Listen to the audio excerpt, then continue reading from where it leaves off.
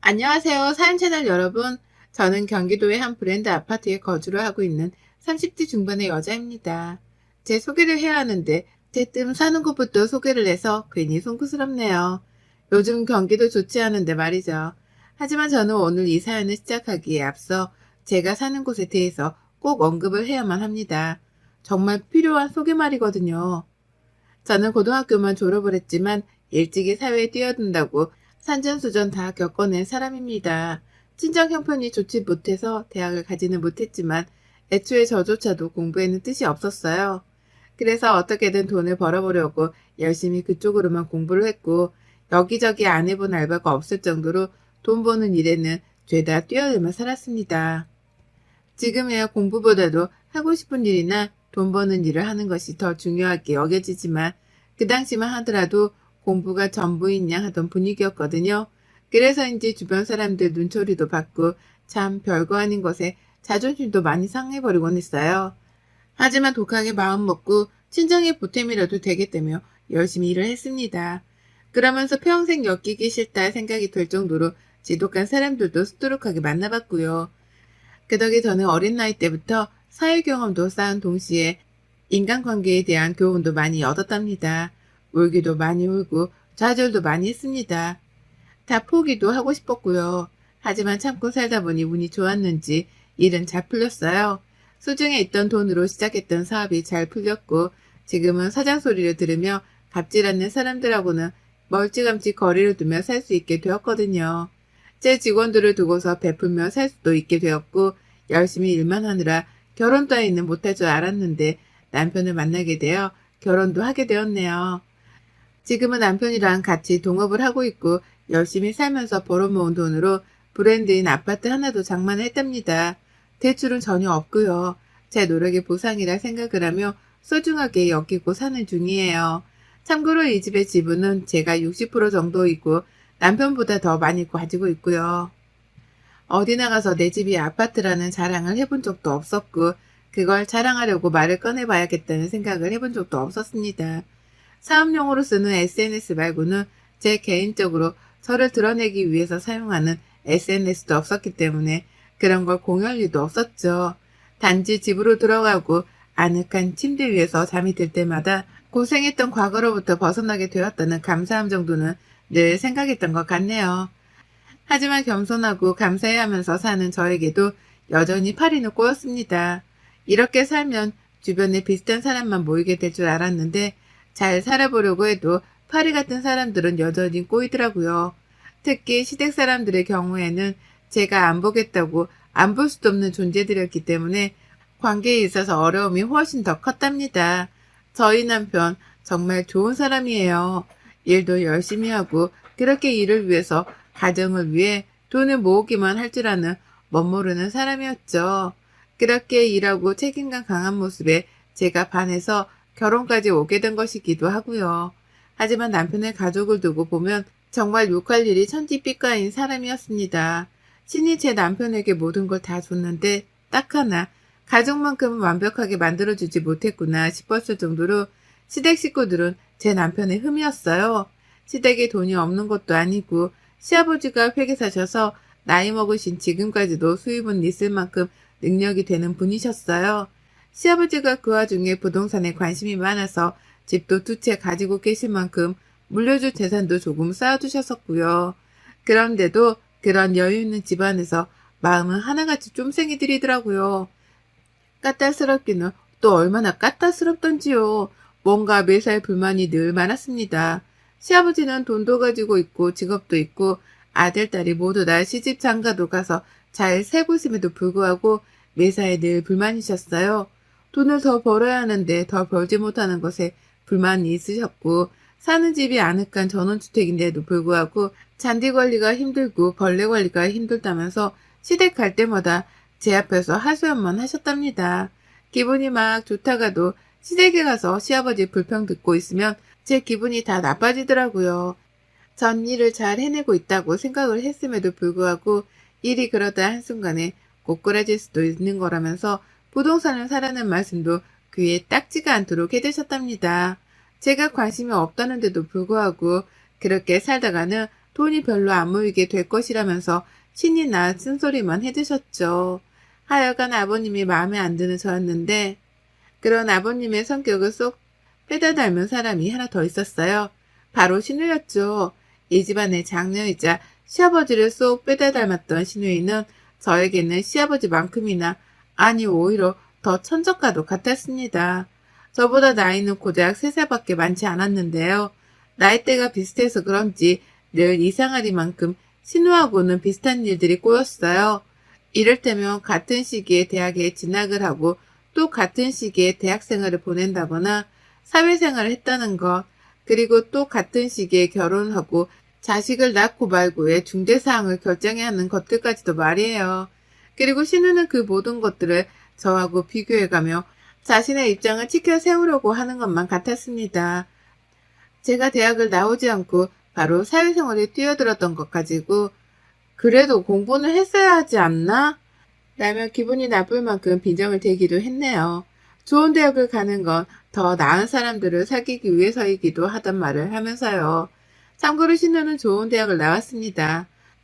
제가 무슨 딴지를 걸 수 없을 만큼 신우는 자기 입장에선 맞기만 한 소리를 했어요. 그러니 저도 대학을 못 간 게 아쉽지만 그렇다고 후회가 되진 않아요. 지금 저는 잘 살아가고 있으니까요. 라고 하며 난 괜찮다는 걸 최대한 충분히 어필하려고 했죠. 하지만 그렇게 말을 하더라도 신우의 입은 다물어지지가 않았네요. 왜냐하면 잘 살고 있다는 제 말에도 신우는 토를 살려고 했거든요. 제가 비록 대학을 나오지는 못했어도 열심히 사회생활을 하며 일을 했고 지금은 내 사업을 하며 사장 소리를 듣고 있는 사람인데도 신우는 그 사실 자체를 인정하기 싫어하는 듯 보였습니다. 좋은 대학을 나온 신우는 경력 단절로 지금 가정주부로 사는 중인데요. 그게 스스로 굉장히 인정하기 힘든 모습이었나 보더라고요. 저는 그저 신우를 보며 아무 생각 자체를 하지 않았어요. 질투, 부러움, 그런 것조차 전혀 없었을 만큼 신우 인생에는 관심 자체가 없었습니다. 하지만 신우는 제가 자신을 내려보기라도 하는 줄 아는 건지 사사건건 일하는 걸로도 시비더라고요. 그렇게 벌어서 건강이라도 나빠지면 어쩌냐고 하면서 볼 때마다 제 얼굴이 보기 안 좋다는 말을 했고 또 저희가 신혼집을 바로 브랜드가 있는 아파트로 사서 들어가 버리자 사치가 심하다고 하면서 제 뒷담화를 까기도 했었답니다. 그 뒷담화를 시어머니 앞에서 까다가 저희 남편한테 걸려 홍군형이 났고 저는 그 모든 얘기를 멀찌감치서 듣고 있었지만 끝끝내 모른 척을 했었어요. 자신이 보잘것없으니 남의 인생은 폄하하는 것이 아닌가 싶었거든요. 신우를 안쓰러운 사람으로 봐줘야 한다 생각했었습니다. 하지만 문제는 그 후였어요. 신우가 시아버지로부터 아파트를 증여받았어요. 원래 증여를 받은 건 다른 곳에 있는 아파트였는데요. 그 돈으로 글쎄 저희 집 아래층을 사버린 겁니다. 같은 브랜드, 같은 아파트, 같은 동 바로 아래층으로 신우가 이사를 들어온 거예요. 왜냐고 묻지 마세요. 저도 모르니까요. 저 또한 수십 번은 넘게 생각하고 스스로 되물었었습니다. 왜 하필 친하지도 않고 그렇다고 각별한 가족에도 없는 남동생의 집 아래층으로 이사를 들어온 건가 싶어서요. 하고 많은 아파트가 대한민국 땅덩어리에 있는데 왜 하필 그 많고 많은 아파트 중에서 우리 집 아래층으로 온 건가 싶어 말이에요.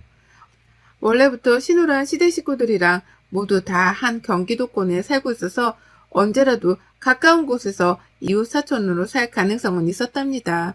하지만 바로 위아래층에 이웃으로 살게 되니 괜히 긴장은 되더라고요. 신경을 쓰지 않고 살려고 하더라도 은연중에 신우를 신경 쓰게 되었고 괜히 출퇴근을 하거나 장을 보러 나가는 길에조차도 엘리베이터 안에서 신우를 만나게 되진 않을까 하는 긴장이 들기 시작했어요. 이왕이면 안 보고 안 마주치는 게 좋은 신우인데 마주치게 된다면 과연 내 기분이 괜찮을런가 싶어 걱정이 들었거든요. 아무튼지 간에 이웃이 된 신우랑은 최대한 마주치지 않길 바랬습니다. 남보다도 못한 가족으로 사는 사람들이 많으니 우리도 그냥 그렇게 남보다 못한 사이가 되었으면 하기도 했고요. 그런데요. 저는 한 달에도 그리고 어쩔 땐 하루에도 몇 번씩이나 신우로부터 연락을 받게 되었답니다. 이렇게 연락을 자주 할 사이가 아닌데 이웃으로 엮이게 되면서 별 황당한 연락을 다 받게 되었어요. 바로 층간소음 유발자라는 이유 때문에 말이죠. 저희 부부가 층간소음을 유발한다더라고요. 자신들한테 말이에요. 저희 부부는 아이가 없습니다. 누구 하나 집안에서 뛰어다니거나 층간소음을 유발할 가능성이 있는 사람은 있지 않았어요. 물론 어른들도 층간소음을 충분히 낼 수는 있습니다. 하지만 문제는 저희 부부가 둘 다 일이 바빠서 평일 하루 종일은 거의 집안에 있지 않다는 것이었습니다. 평일 내내 집에 있지 않는 건 물론이고 주말이 되어서도 대부분은 일을 하러 나가거나 몸이 피곤해서 침대 혹은 소파랑 한 몸이 되어 붙어 살곤 하는 편이었어요. 하지만 신우는 그런 저희 생활의 패턴을 잘 알 것임에도 불구하고 층간소음을 유발하는 집이라는 이유로 저희 집 문을 두드리고 인터폰을 날렸답니다. 어쩔 땐 저랑 저희 남편의 핸드폰을 통해서 바로 컴플레인을 걸고자 한 적도 있었고요. 이유는 늘 두 가지였습니다. 하나는 진짜로 층간소음을 들었다는 이유였었고, 또 하나는 층간소음을 내지 않게 하기 위해서 미리 연락을 했다는 거였죠. 정말 살다 이런 이웃은 처음 겪어봤습니다. 이런 부류의 사람도 정말 오래간만에 다시 만났고요. 보통 층간소음이 유발이 되면 아래층에서 힘들어하는 건 당연한 거죠. 그 소음이 다른 곳도 아닌 집안에서 난다고 생각하면 저 같아도 힘들고 화날 것입니다. 하지만요, 앞서 말씀드렸듯이 저희는 하루 종일 집 밖에 나가 있거나 들어오더라도 최대한 적게 움직이고 생활하는 사람이었어요. 그런데도 불구하고 신우는 약간의 움직임에 민감해진 사람인 것처럼 니들 방금 집에 들어왔니? 라고 전화를 하더라고요. 집에 있는지 없는지 확인하겠다는 것처럼 바로 인터폰을 날리기도 했고요. 실제로는 저희 부부가 둘 다 밖에 있을 때에도 전화를 해서 층간소음이 들린다며 묻지도 않고 따져댄 적이 있었습니다. 그래서 제가 우리 지금 집에 있지도 않은데 어떻게 층간소음이 난다는 거예요? 라며 화를 냈거든요. 한두 번도 아니고 너무 예민하게 구니까요. 그런데 신우가 그러더라고요. 한치의 망설임 없이 딱 이렇게 말했습니다. 밖이라고? 분명히 들었는데 아니 나는 그냥 이런 전화를 미리미리 해서 층간소음이 유발되지 않도록 하려는 거야. 주의를 지속해서 줘야지 이런 일들은 해결이 되는 거라고. 라고 말이에요. 환장할 노릇이었죠. 어른들이서 사는 집인데 아래층에 사는 신우 하나를 위해서 바닥에 층간소음 방지용 매트리스라도 깔아놓고 살아야 하는 건가 싶었습니다. 뭘 어쩌라는 건가 싶은데 신우는 멈추질 않았어요. 마치 의도적으로 내 집 아래에 이사를 와서는 의도적으로 사사건건 시비를 걸려고 작정을 한 사람 마냥 연락을 취했죠. 평소에 시댁에 모였을 때 말고는 따로 만날 리도 없었는데 이런 식으로 만나서는 신우랑 얼굴 한 번을 더 봐야 했답니다. 신우는 그걸 즐기는 것 마냥 저희 집에 오기도 하고 저희를 아래층으로 불러내기도 하면서 층간소음에 대해서 이야기를 나눴어요. 그러면서 그 끝에는 자연스레 밥 먹고 갈래? 라고 부르며 옆에 두겠다 묻더라고요. 저희 집에 와서는 밥 먹었니? 밥 먹을 거면 우리 것도 해주라. 같이 먹자. 라고 하면서 자기 애들이랑 남편을 데리고 올라와서는 아예 탈같이 밥을 얻어먹으려고 하기도 했고요. 이게 한두 번도 아니고 계속해서 같은 시기의 문제가 같은 식으로 되풀이되고 같은 식으로 끝이 나다 보니 그제서야 알 것도 같았습니다. 혹 신우가 하루 종일 집에서 보내며 심심했던 걸 저희 부부한테 화풀이로 풀고 있는 게 아닌가 말이죠. 이게 화풀이인지 아니면 재미삼아 그러는 건지는 모르겠으나 저희 부부한테 컴플레인을 거는 걸로도 모자라 어쩔 땐 집주인 행세도 하더라고요. 집에 매트를 여기 깔라 하기도 하고 침대를 다른 방향으로 두라고 하기도 하고 그러다 그 끝에는 밥을 먹었는지 물어를 보는데 느낌이 쎄했습니다. 이러다 신우가 시어머니를 빙자해서는 내게 평생 시집살이를 하는 게 아닌가 하고 말이죠. 평생 같은 이웃사촌으로 한 아파트 한 동에 살게 된 것만으로도 소름이 쫙 끼치는데 유발도 안 하는 층간소음에 대해서 불평을 들으며 내 집안에서 제멋대로 살지도 못하게 되었구나 싶어 한탄스러웠습니다. 그러며 자연스레 저도 화가 났고 남편도 슬슬 인내심의 바닥을 보이는 듯 했어요. 가장 먼저 진짜 저게 누나라고 봐주니까? 라고 하면서 남편이 흥분을 하더라고요. 일상생활에 피해까지 받을 게 불보듯 뻔히 보이기 시작하니 더 이상은 이렇게 못 산다며 저희 부부가 급기야 들고 일어나기로 결심을 했답니다. 그리고 이런 결심이 오래 서지도 않았던 때에 신우이는 아무것도 모르는 철분이 마냥 또 인터폰을 걸어왔어요. 혼자 뭐가 그리 신이 났던지. 똑똑 안녕하세요. 아래층인데요. 라고 하면서 장난반 그리고 진단반이 섞인 말투로 말을 꺼내더라고요. 기분이 확 나빠진 저하고는 달리 신우는 신이 나서 떠들어댔습니다. 또 층간소음이 들리는데 왜 어른들이서 이렇게 쿵쿵거리며 돌아다니는 거야? 나 진짜 몇 번을 말하니 매트 하나라도 사서 이런 건 미리미리 방지를 하라니까? 라고 하면서 연소를 늘여놨죠. 그리고 저는 그 말을 다 듣기도 전에 신우의 말을 잘라먹고 대뜸 화를 냈죠. 어디가 소리가 났는데? 우리 집이 맞긴 맞아요? 이제 막 퇴근에 들어와서 힘들어 죽겠는데 짜증나게 진짜. 라고요. 얘도 안 키우는 집에서 층간소음으로 이렇게 컴플레인을 매일같이 받는 건 우리 집이 유일할 거라면서 신우한테 급격히 화를 냈습니다. 그렇게 귀가 예민하다 못해 못 참겠으면 전원주택이나 가서 살 일이지 왜 아파트에 들어와서는 이웃한테조차 피해를 주냐고요. 하지만 신우는 말을 멈추지 않았어요. 내가 하루 종일 집에서 조용하게 있다가 니들만 오면 귀가 예민해지는데 그럼 어쩌니? 내가 기껏 이렇게 말을 해줘서 이웃 피해를 하는 법을 알려주려고 했는데 너 말하는 태도 좀 봐라. 그렇게 인내심이 바닥이니 공부는커녕 대학도 안 가고 생고생해서 일이나 하고 있지. 내가 너 이럴 줄 알고 미리미리 교육을 시켜주려고 전화를 한 거야. 나한테서 배우고 전화 한 통 한 김에 같이 모여서 밥도 먹고 그러면 얼마나 좋니? 가족 사이에 너도 참 독하다 독해. 라고 하며 급기야 저를 얕보는 발언까지 뱉어냈습니다. 그 말에 벙쪄 있는데 제 뒤에 있던 남편이 먼저 집을 뛰쳐나가더라고요. 신우랑 한판 뜨려고요. 그리고 저는 그 뒤를 이어 집에서 국자를 들고 뛰쳐나갔습니다. 들고 가려고 한 건 아닌데 요리하다 말고 인터폰이 울린 바람에 어쩔 수 없이 손에 든 채로 신우 집에 뛰어내려갔네요. 그리고 저는 남편보다 먼저 신우 집에 도착을 했고 신우가 문을 열어주며 얼굴을 들이내미는 그 찰나에 신우를 향해 적당히 좀 해! 라는 말과 함께 들고 있던 국자를 치켜 올렸습니다. 화가 머리 끝까지 나는 걸 겨우겨우 참고 있는 거여서 어느새 제 눈깔은 뒤집혔고 입술은 파르르 떨렸네요. 당장이라도 국자를 휘날리겠다는 각오로 신우한테 우리 집에 가자고도 했습니다. 더 해봐, 더 해보라고. 층간소음이 뭐가 어쩌겠지? 그럼 형님이 올라가서 우리 집 안에서 걸어보시던가요. 얼마나 크게 층간소음을 내는지 내가 여기서 똑바로 들어보고 있으려니까. 라고 말이에요. 가뜩이나 시끄럽다고 해서 안 그래도 조용히 사는 걸 더 쥐지군 듯이 살아주고 있었더니만 날이 갈수록 불평이 늘어나는 꼴을 더는 감당해내지 못하겠다면서 신우를 저희 집으로 데려가려 했습니다. 제가 신우 집에서 소리를 들어보겠다고 말이죠. 반말도 찍찍 내뱉고 손에는 번쩍거리는 큼지막한 스테인리스 국자도 들려있고 벼랑과 부부가 둘이 동시에 쳐들어와 소리까지 높여가며 화를 쌀벌하게 내니 우리 형님은 그제서야 정신을 번뜩 차린 듯 보였습니다. 저희 부부한테 적정선 이상으로 갑질을 하면 어떻게 되는지 그 아찔한 미래를 살짝 엿본 듯 보이기도 했죠.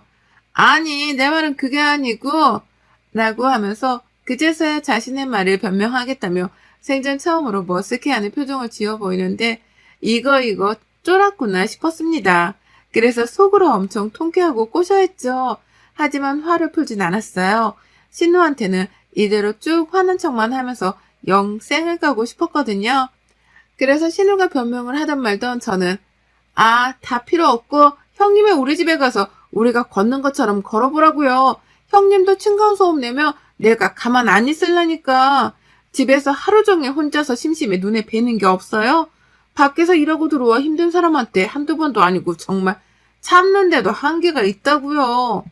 라고 하면서 속에서 삭히고만 살던 울분들을 하나둘 토해냈답니다. 그리고 결국 신우는 먼저 그 입에서 사과를 하더라고요.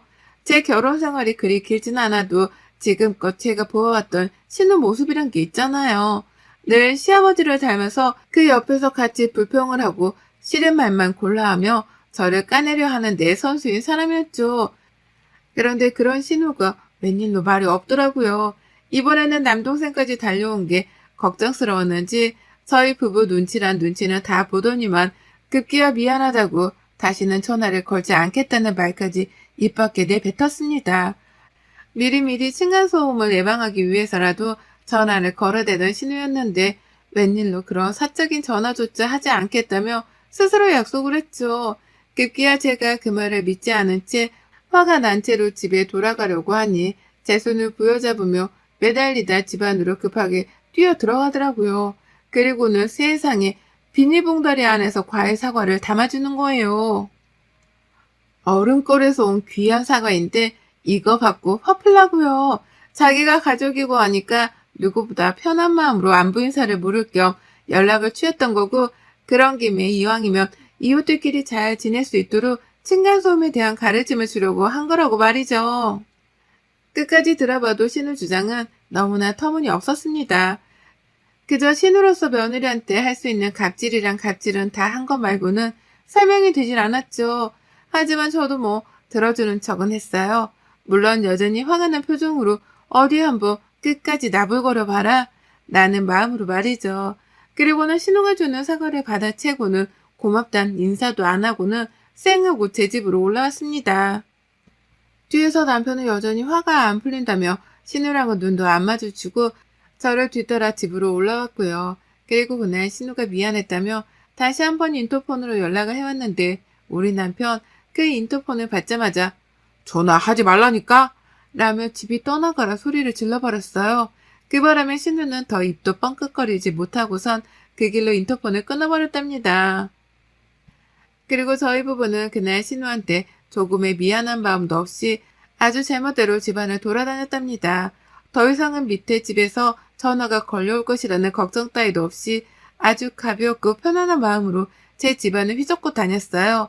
보통 같으면 힘들어서 그냥 누워있고 말 날이었는데 신우를 본보기 삼아가며 아주 열심히요. 진작에 홍군형 내주면서 내 집을 편안히 여기며 살았어야 했었는데 조금 늦게 화를 표출한 저희 부부의 실수도 있는 것 같습니다. 그 실수를 만회하며 지금이라도 내 집은 내 집답게 편안히 살아보려고 해요. 예민하고 할 일 없는 우리 신우는 연락도 못하고 혼자 얼마나 끙끙댈런지, 또 얼마나 더 오래 끙끙대며 연락을 안 할 수 있을지 저희 부부는 돈을 시퍼렇게 뜨고 지켜볼 겁니다. 여러분의 생각은 댓글로 남겨주세요. 오늘도 시청해주셔서 정말 감사합니다.